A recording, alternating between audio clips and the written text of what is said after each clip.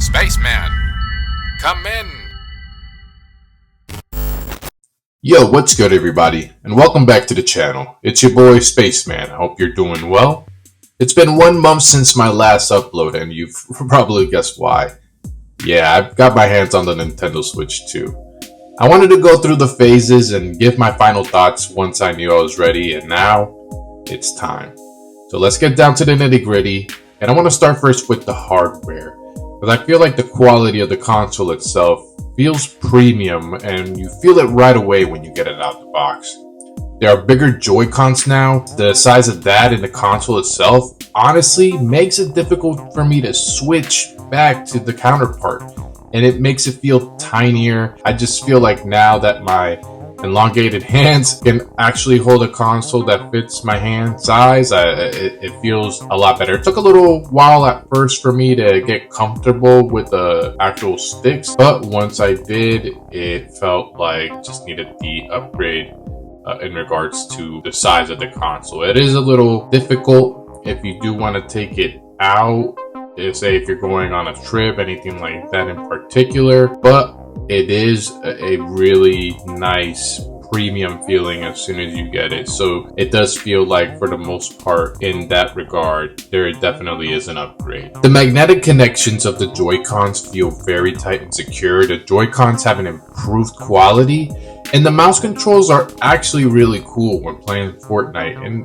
I can see the potential for other games using this feature, but as of now, it's mostly used for navigation on the menus and eShop, which has been greatly improved, and you can actually navigate through a plethora of games with ease, making games a little bit easier to find. I guess time will tell when more games start coming into the ecosystem. We'll see how difficult it is or how easy it will be to navigate through the Switch 1 and 2 library.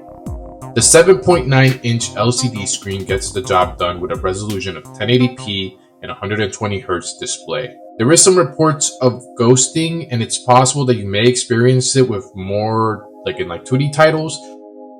But for me, my experience has been nothing that seems eerily noticeable, and it seems like it can be fixed via software updates. One of the negatives for the hybrid console is something that was similar to the previous Switch, which is the battery life being short, and it goes anywhere from 2 to 6 hours depending on the game.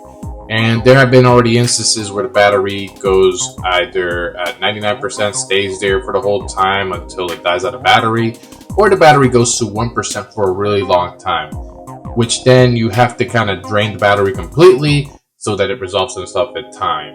So it gets fixed throughout time, but as of now, if you're still having that trouble, you'll have to continue that method in order to get that resolved there.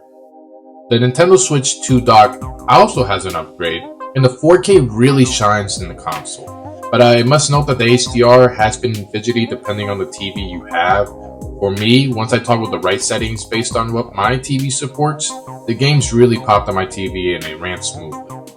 Now, if you want to compare power levels with other consoles, they say it is somewhere in between the Xbox Series S and the PS5. Don't quote me on that. It's just kind of what I heard based on the power and depending on the game, how smoothly it runs.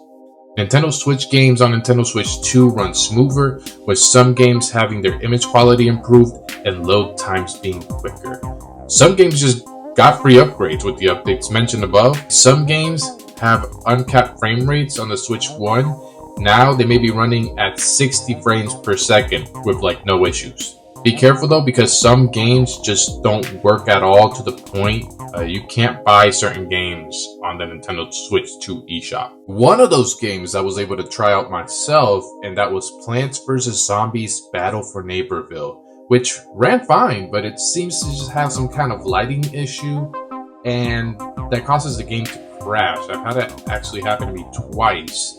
I was unable to record it, but just want to let you know that does happen to some of the software. So again, it seems Nintendo runs stability patches to have some games working, but just wanted to lay that out for those who have an extended library thinking that all the games are going to work, which you'll have to kind of test it out and see which one does and which one doesn't.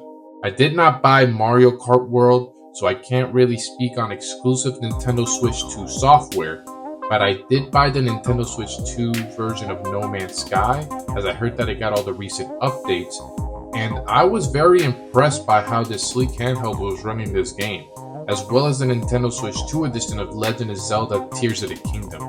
Launching that game and playing it at 60 frames per second makes it feel like a brand new experience, and I contemplate on starting a new game just for that. All in all, if you're wanting that upgraded Nintendo Switch and watch some of your favorite games from your Nintendo Switch library get that sparkly new upgrade, along with new software that the previous Switch would not have been able to run, then you may want to consider switching to Nintendo Switch 2. However, if you're looking for new software only available for Nintendo Switch 2, you might want to hold off a bit and stay tuned for any announcements made from Nintendo in the meantime. But what are your thoughts on Nintendo Switch 2? If you have one, have you been enjoying it, or are you already bored of it? Please feel free to let me know your thoughts down below. If you like what you see here, please leave a like, subscribe if you're new, and ring that notification bell to stay up to date on all the content here. Thank you so much for watching. Y'all have a good one. This is the Spaceman signing off.